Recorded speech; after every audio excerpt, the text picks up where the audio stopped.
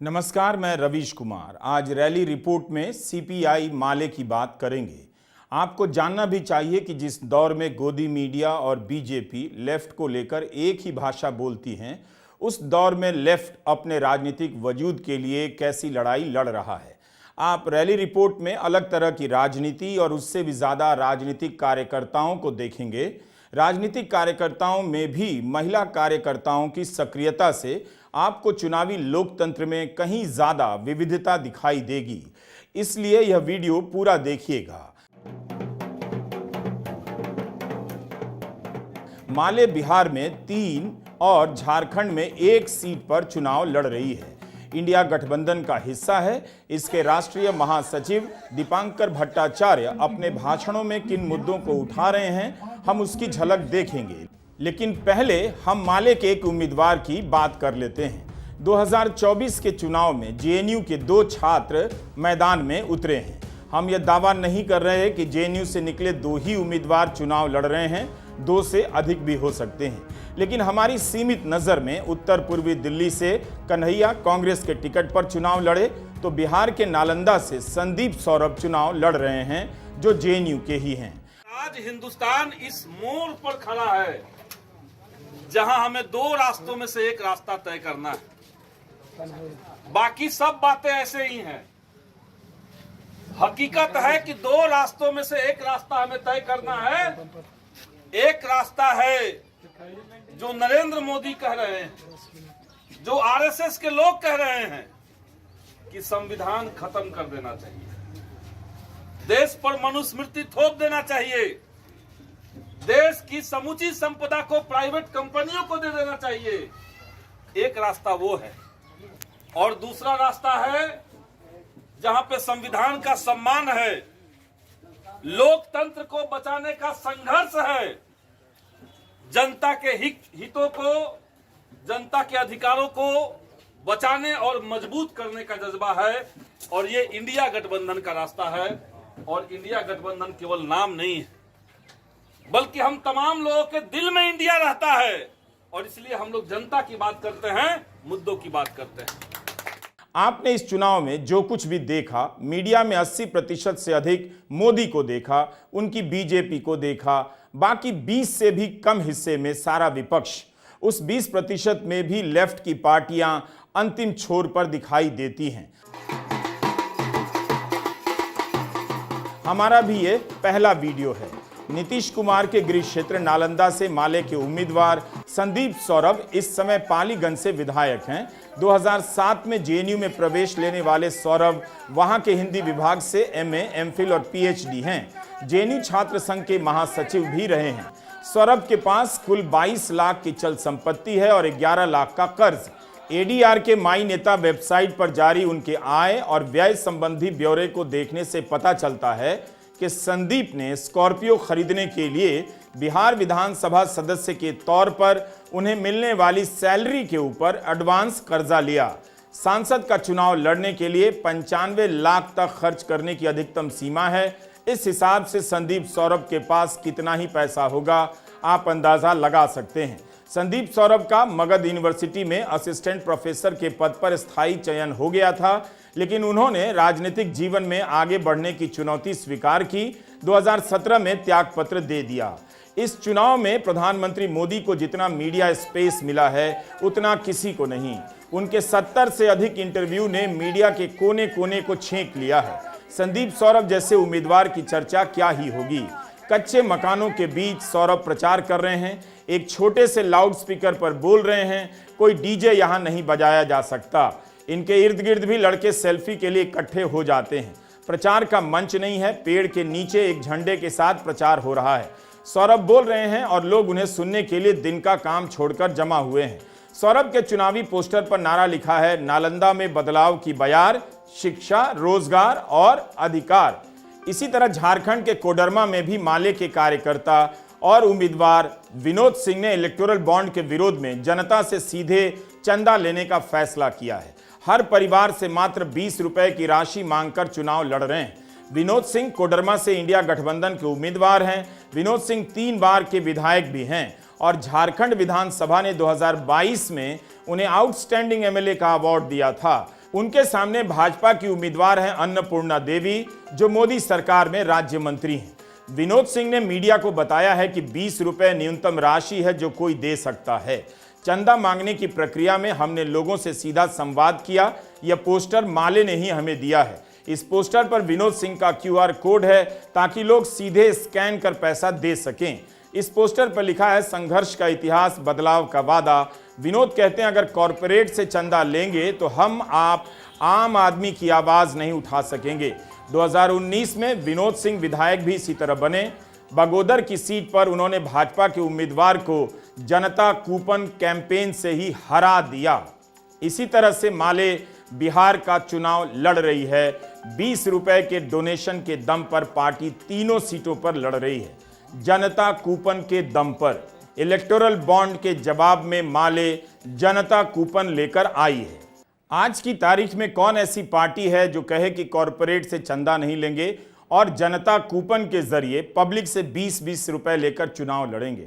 मालूम नहीं 20-20 का चंदा मांगने में कितना समय लगता है और चुनाव के लिए जरूरी पैसा जमा हो पाता है या नहीं। आपको याद होगा, CPM ने इलेक्टोरल बॉन्ड को अवैध मानते हुए सुप्रीम कोर्ट में याचिका दी थी, लेकिन CPM ने इलेक्टोरल बॉन्ड से एक नया चंदा नहीं लिया। पैसे के मामले में आज भी वाम दल जिस तरह की नैतिकता दिखा जाते हैं, बीजेपी और कांग्रेस मुकाबला नहीं कर सकती।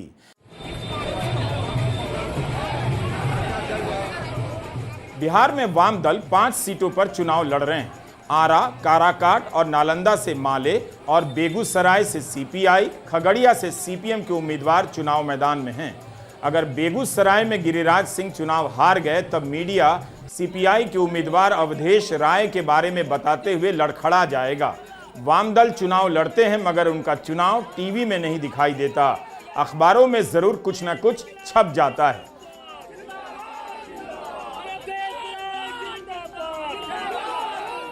अखबारों में आपको CPI माले का विज्ञापन भी नहीं दिखेगा। इसके राष्ट्रीय महासचिव दीपांकर भट्टाचार्य का इंटरव्यू भी शायद ही दिख जाए, जबकि Dipankar Indian statistical institute Kolkata के छात्र रहे हैं और टॉपर छात्र रहे हैं। इस चुनाव में जहां सबसे अमीर पार्टी, हजारों करोड़ रुपए वाली पार्टी बीजेपी है, उसके पास इफरात पैसा है, तो दूसरी तरफ माले है जिसके उम्मीदवार पैसे के मामले में किसी भी दूसरी पार्टी का मुकाबला नहीं कर सकते। फिर यह पार्टी चुनाव कैसे लड़ती है? हम आज रैली रिपोर्ट में माले पर फोकस इसलिए भी कर रहे हैं कि 2020 में जब विधानसभा चुनाव हुआ तो माले को लड़ने के लिए 19 सीटें दी गईं, लेकिन इनमें से 12 सीटों पर माले के विधायक जीत गए। बिहार विधानसभा चुनाव में सबसे अच्छी स्ट्राइक रेट माले की रही। अगर यही स्ट्राइक रेट माले ने लोकसभा में दोहरा दी तो 4 जून को यह पार्टी चर्चा में आ जाएगी। आरा से भाजपा के उम्मीदवार RK सिंह खड़े हैं, जो मोदी सरकार में मंत्री रहे हैं। नालंदा से JDU के कौशलेंद्र कुमार उम्मीदवार हैं, जो 2009 से लगातार इस सीट पर जीतते आ रहे हैं। काराकाट से उपेंद्र कुशवाहा मैदान में है, यानी मुकाबला बहुत कड़ा है। माले इन तीनों सीटों पर बहुत दम लगाकर चुनाव लड़ रही है। उसके पास जितना कुछ है, पैसा तो नहीं है, मगर अपने सारे कार्यकर्ताओं को पार्टी ने यहां झोंक दिया है। अगर आरा, काराकाट और नालंदा में माले ने बाजी पलट दी तो बड़ी घटना हो सकती है। बीजेपी की बिहार में 3 सीटें तो कम हो ही जाएंगी।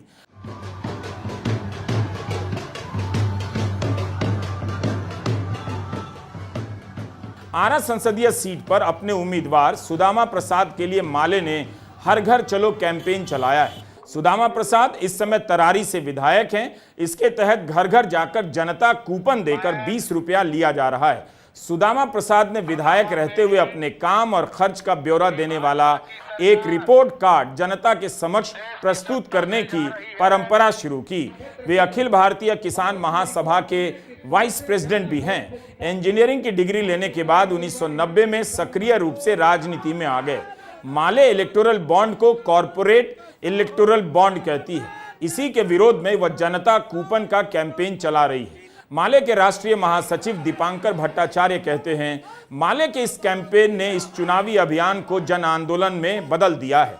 सुदामा प्रसाद का चुनावी प्रचार भी सड़कों पर सीधे लोगों के बीच हो रहा है। उनके प्रचार की जो तस्वीरें आ रही हैं, उनमें वे सब्जी वालों से हाथ मिला रहे हैं, चाय की टपरी पर पुलिस वाले, कार्यकर्ताओं के साथ बैठकर चाय पी रहे हैं। सुरक्षा का इंतजाम मामूली लगता है। इस टूटे हुए बिना छत के घर के बाहर महिलाओं से बात कर रहे हैं। हरे रंग का गमछा लपेटे कुछ लोग उनके साथ चल रहे हैं। हम नहीं कह सकते कि वे किसी दूसरे दल के हैं या नहीं। इनके प्रचार पोस्टर पर लिखा है, दलित, गरीबों और किसानों की राजनीतिक दावेदारी के अग्रणी योद्धा। ये वही भोजपुर है। आज हम संविधान की बात कर रहे हैं, उसका अलग संदर्भ है। लेकिन 1980 के दशक में जब कोई सोच नहीं सकता था कि कोई दलित जाकर के बूथ में अपना वोट डालेगा, जब कोई नहीं सोच सकता था कि किसी भूमिहीन गरीब को अपना वोट डालने का अधिकार है, अपने प्रतिनिधि को संसद में भेजना तो दूर की बात, तो ये भोजपुर था जो 89 के चुनाव में पूरे धनवार बीटा के उतना बड़ा जनसंग्राम झेलते हुए भी रामेश्वर यादव को, रामेश्वर प्रसाद को पूरे भोजपुर से आपने सांसद बना करके यहाँ से भेज दिया था। ये आपका इतिहास है, ये आपका तेवर है, और इसीलिए आज फिर उस रास्ते पर आगे बढ़ने की जरूरत है। दीपांकर भट्टाचार्य और माले के उम्मीदवारों के चुनाव प्रचार का वीडियो देख रहा था। हमने वीडियो उन्हीं से मांगा। रैली रिपोर्ट में कई बार उम्मीदवारों और पार्टी से ही वीडियो मांगा है। जहां तक हो सका हमने अपने स्तर पर भी वीडियो जुटाए हैं, लेकिन यह बताना हम जरूरी समझते हैं। माले के उम्मीदवार बड़ी बड़ी रैली तो नहीं कर सकते, इसलिए गांवों के भीतर गलियों में घूम रहे हैं। इस दौरान आपको बिहार की गरीबी भी दिख जाएगी। ये लोग वहां जाते हैं जहां बड़ी पार्टियों के पीछे चलने वाला बड़ा मीडिया का कैमरा भी नहीं पहुंचता। दीपांकर अपने भाषणों में बिहार के आर्थिक सर्वेक्षण का हवाला देते हैं, कहते हैं कि किस कदर गरीबी है आम लोगों में, और इसे ही नीतीश कुमार ने इतने साल सुशासन और विकास बताकर प्रोजेक्ट किया। आम लोगों के लिए बिहार की 2/3 आबादी के लिए कहां विकास हुआ है। बिहार में सामाजिक आर्थिक सर्वेक्षण भी हुए और सर्वेक्षण से पता चला कि भयानक गरीबी है। बातें विकास की हो रही है, जब से नीतीश बाबू आए हैं न्याय के साथ विकास, सुशासन, बातें बहुत हो रही है। लेकिन अभी जब सर्वेक्षण हुआ तो पता चला कि 1/3 बिहार 34%, 90 लाख से ज्यादा परिवार वो महीने में 6,000 से कम आमदनी पर जिंदा रहते हैं। पूरे परिवार की कुल आमदनी 6,000 से कम, यानी रोजाना 200 रुपए से कम। अब सोच लीजिए इस महंगाई के बाजार में लोग कैसे जिंदा रह सकते हैं। उससे थोड़ा ऊपर बढ़िए 10,000 तक का हिसाब लीजिए तो और आपको 30% लोग मिल जाएंगे। यानी पूरे बिहार में हर 3 में 2 परिवार वो 10,000 से कम आमदनी पर जिंदा है। ये गरीबी है। माले ने बड़ी संख्या में महिलाओं को कार्यकर्ता में बदल दिया है। इनकी प्रचार टोली महिलाओं से भरी नजर आती है। इन महिलाओं की आर्थिक स्थिति बीजेपी, कांग्रेस में सक्रिय महिलाओं से बहुत कम है, अलग है। माले ने ज्यादातर गरीब महिलाओं को राजनीतिक कार्यकर्ता बनाने और उनमें नेतृत्व क्षमता विकसित करने का काम किया है।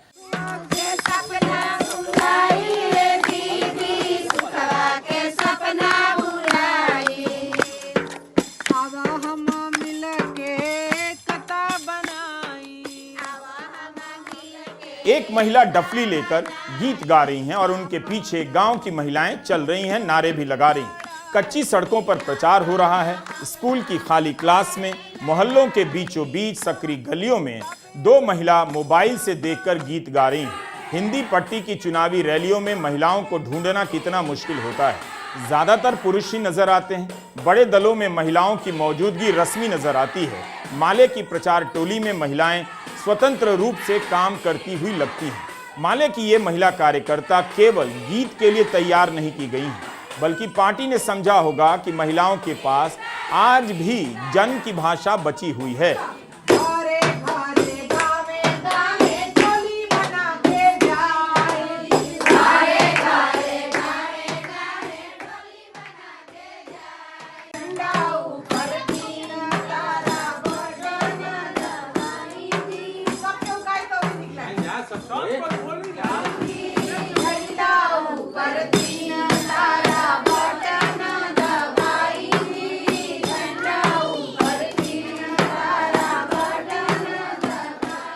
एक और प्रधानमंत्री के चुनावी भाषणों में भाषा का निरंतर पतन होता जा रहा है, दूसरी ओर यहाँ एक छोटी, बहुत कम संसाधन वाली पार्टी चुनाव प्रचार को रचनात्मक बना रही है। समावेशी तो है ही। कुछ वीडियो में हमने देखा कि पुरुष भी इन सभाओं में शामिल हो रहे हैं, साथ में गा रहे हैं। माले अपने प्रचार में इलेक्टोरल बॉन्ड की कहानी वहां तक पहुंचा रही है जहां तक मुख्य धारा का मीडिया कभी नहीं पहुंचा सकेगा, ना पहुंचाना चाहेगा। गायिका गा रही है जिसके बोल हैं, भाजपा को सबक सिखाई दी। गाने की धुन वही धुन है जो इन परिवारों में शादी त्योहार पर हजारों बार सुनी जा चुकी है। महिला कार्यकर्ता गा रही हैं कि भाजपा चोरी छिपे सेठ से चंदा मांग रही है और कोई चंदा नहीं दे तो जेल भेज रही है। जिन इलाकों में मजदूरी बेहद कम है, 500 भी नहीं होती, वहां वे इस बात को पहुंचा रही हैं कि 500 करोड़ का चंदा वसूला गया। वे बताती हैं कि फलाना से 50 करोड़, दूसरे से 100 करोड़ और दवाई वालों से 100 करोड़ का चंदा लेकर मोदी जी ने कहा, बेचो बेचो दवा बेचो। महिलाएं गाती हैं कि ईडी सीबी से डरा के भाजपा दलों को अपने में मिला रही है। बहुत चंदा बटोर ले बाना, फलानवा से ले ला 50 करोड़, दूसर कंपनी वाला दे देला 100 करोड़, ओकर दवाई के मना कर देहल कई बाकी भाई ऐसे नहीं के बेचे के खराब दवाई बा, आ उ दे देला चंदा 100 करोड़, तो ओकर दवाई मोदी जी एकदम कहला कि बेचो बेचो, हमरा के पैसा मिल गइल ना। तो ई चंदा घोटाला बहुत बड़ा घोटाला है खुलल बा, सबसे बड़ घोटाला। हमनी का लइकन का जान गई, 164 लइका उ दवाई पी के मुँह गइल देश भर में। अरे चोरी छुपे से ठावन से चंदा मांगवावे जी, चोरी छुपे से ठावन से चंदा मांगवावे जी, देके उ चंदा नहीं देवे जेला भेजवावे जी, देके उ चंदा नहीं देवे जेला भेजवावे जी, ईडीसीबी से डरवा के अपना में मिलवावे। मणिपुर की बात भी गानों में है। भाषण से कहीं ज्यादा असरदार तरीके से बताया जा रहा है कि महिलाओं की इज्जत को सरकार ने मिट्टी में मिला दिया और होठ भी नहीं हिलाए। माई बहिनीन के इज्जत के माटी में मिलावे जी, माई बहिनी के इज्जत के माटी में मिलावे जी, हर मणिपुर के बतिया की फोटो ना हिलावे जी, मणिपुर के बतिया पे फोटो ना हिलावे जी। क्या आपको पता था कि इलेक्टोरल बॉन्ड के मुद्दे को एक पार्टी गीतों के जरिए लोगों तक पहुंचा रही है? बड़ी विपक्षी पार्टियां भूल गईं या बहुत हल्के तरीके से जिक्र करती हैं।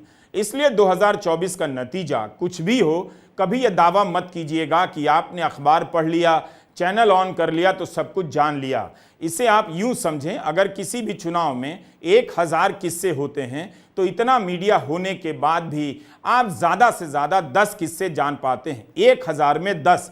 इसका बड़ा कारण है कि सारा मीडिया 2-4 किस्सों में ही पूरा चुनाव निकाल देता है। 2024 का चुनाव भारत के इतिहास का सबसे कम जानकारी वाला चुनाव है। इस चुनाव में नहीं जानने वालों की भूमिका जानने वालों से कहीं ज्यादा बड़ी हो गई है।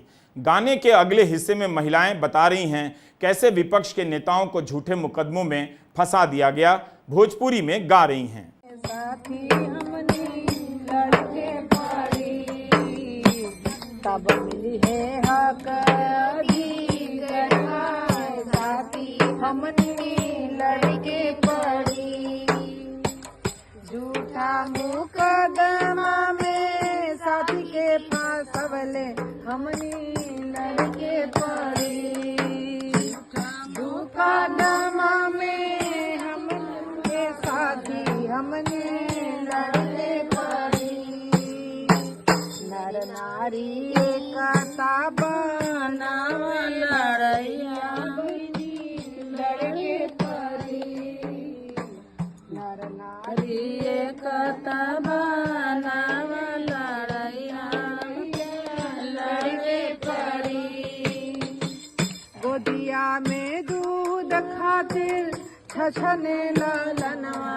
हमरा लड़के पड़ी, में दूध खातिर छछने ललनवा हमरा लड़के पड़ी। काराकाट से माले के उम्मीदवार हैं राजा राम सिंह। राजा राम सिंह किसान आंदोलन के प्रमुख नेताओं में से एक हैं। दीपांकर भट्टाचार्य आरएसएस और हिंदू राष्ट्र के खतरों पर इंडिया गठबंधन के बाकी नेताओं से कहीं ज्यादा साफ साफ बात रखते हैं। राहुल गांधी अक्सर कहते हैं विचारधारा की लड़ाई है, आरएसएस पर हमला करते हैं, लेकिन दीपांकर साफ साफ हिंदू राष्ट्र का नाम लेकर उसकी समस्याओं की बात करते हैं। हिंदू राष्ट्र की बात कर रहे हैं। जब तक इस देश में बाबा साहब अम्बेडकर का संविधान है, तब तक हिंदुस्तान धर्मनिरपेक्ष रहेगा। इस देश के अंदर सबका बराबर का हक रहेगा। हिंदू, मुस्लिम, सिख, ईसाई सभी नागरिकों के, सबके, जाति कुछ भी हो, धर्म कुछ भी हो, बराबरी का हक होगा। लेकिन बाबा साहब अम्बेडकर ने जो हमें आगाह किया था, ये देश कभी अगर हिंदू राज बन जाएगा, अगर कभी वो यथार्थ हो जाएगा, तो इस देश के लिए उससे बड़ी आफत और कुछ नहीं हो सकता। और आज साजिश यही है। और ये साजिश सिर्फ इस चुनाव में कुछ लोग बोल रहे हैं इसलिए नहीं, लंबे समय से आरएसएस अपना जन्म काल से, जिस समय 1949 में संविधान पारित हुआ, उसी समय आरएसएस के मुखपत्र में संपादकीय लिखा गया, ये संविधान तो विदेशी है, ये तो बाहरी है, ये संविधान हमें तो मनुस्मृति चाहिए इस देश में। ये विचार आज का नहीं है, ये साजिश आज की नहीं है, ये आरएसएस के जन्म काल से है। दीपांकर का भाषण एक व्यवस्थित क्लासरूम लेक्चर जैसा लगता है। एक के बाद एक मुद्दों को उठाते हैं, सबको एक दूसरे से जोड़ते हैं, कहीं भी तारतम्य नहीं टूटता। वाम दलों के नेताओं की एक खूबी होती है, मुद्दों को समझने और कहने की उनकी ट्रेनिंग अलग होती है। अखिलेश यादव ने भी मुफ्त अनाज योजना को अपने तरीके से टारगेट किया, उसकी कमियों को। प्रियंका गांधी ने भी इस बात को उजागर किया कि यह तो गारंटी है जो मनमोहन सिंह के समय संसद ने दी थी। लेकिन दीपांकर इन सभी से एक कदम आगे जाकर जनता के बीच इसी मुद्दे को अलग तरीके से रखते हैं। हमेशा याद रखिएगा, चुनाव केवल जीतने के लिए नहीं होता।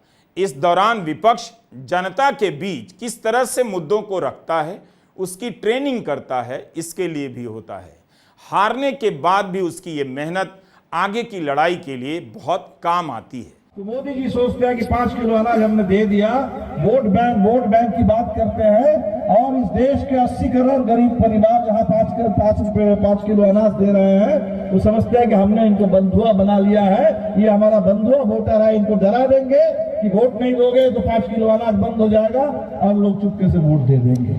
मोदी जी, ये चुनाव हिंदुस्तान के गरीबों ने तय कर लिया कि हम गरीब हो सकते हैं, लेकिन हम गुलाम नहीं है आपके, और इस गरीबी के जंजीरों को तोड़ने के लिए, अपना हक हासिल करने के लिए चुनाव हम लड़ रहे हैं। ये 5 किलो अनाज से क्या होगा? हमें तो भोजन चाहिए। सवाल था भोजन के अधिकार, लोगों को कुपोषण से लड़ने के लिए, उससे छुटकारा मिले, पौष्टिक भोजन मिले। राशन में हमें सिर्फ अनाज नहीं, हमें तेल भी मिले, दाल भी मिले, चीनी भी मिले, मिलना शुरू भी हुआ था। और पूरे राशन के सवाल को, जन वितरण प्रणाली के उस बड़े सवाल को इन्होंने कहा बस रिड्यूस कर दिया कि 5 किलो अनाज दे लीजिए, बस चुप हो जाइए। 5 किलो की जगह पे लोगों को 4 किलो मिलता है, कहीं कहीं तो गेहूं भी नहीं मिलता, चावल भी नहीं मिलता, बजरा भी मिलने लगा है, तो उसके से भोजन कैसे बनेगा? दीपांकर भट्टाचार्य कभी चुनाव नहीं लड़े, सड़क के रास्ते से प्रचार करते हैं। जगदीशपुर में जब महागठबंधन की सभा हुई तो हेलीकॉप्टर में बैठना पड़ा, जाने के लिए तैयार नहीं हुए, मगर झिझक के साथ गए। आज जब सारे नेता हेलीकॉप्टर से चुनाव प्रचार करते हैं तो फिर इसका इस्तेमाल करने में झिझक क्यों? यही वो झिझक है जो आपको बड़ी गलतियों से रोकती है।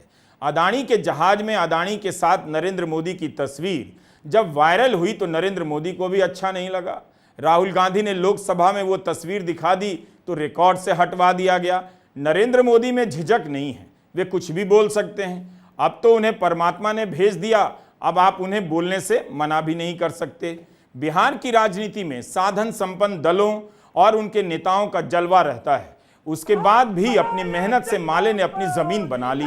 आप पटना जाएंगे तो तमाम मुद्दों पर माले के कार्यकर्ता बिहार भर से आकर नियमित रूप से प्रदर्शन करते मिल जाएंगे। इनके लिए राजनीति चुनाव जीतने के लिए नहीं, बल्कि बार बार आवाज उठाने और सड़क पर आते रहने के लिए है। माले को पता है कि उसका सामाजिक आधार कहां है। दीपांकर भट्टाचार्य मायावती की राजनीति पर भी बोलते हैं। छोटी छोटी पार्टियों को, और सिर्फ छोटी पार्टी नहीं, बसपा कोई छोटी पार्टी नहीं थी, उत्तर प्रदेश में बड़ी पार्टी थी। 4 बार बहन मायावती जी मुख्यमंत्री बनी और आज बसपा के ऊपर भारतीय जनता पार्टी का ऐसा दबाव। उत्तर प्रदेश के चुनाव में आपने देखा कि बसपा ने जो उम्मीदवारों की सूची जारी की थी, पूरे भारतीय जनता पार्टी के दबाव में थोक भाव से उन्होंने उम्मीदवार बदल दिया। और तो और मायावती जी ने अपने भतीजा, तो नौजवान नेता आकाश आनंद, मायावती जी ने खुद कहा कि मेरे बाद ये उत्तराधिकारी है, बसपा के राष्ट्रीय संयोजक हैं।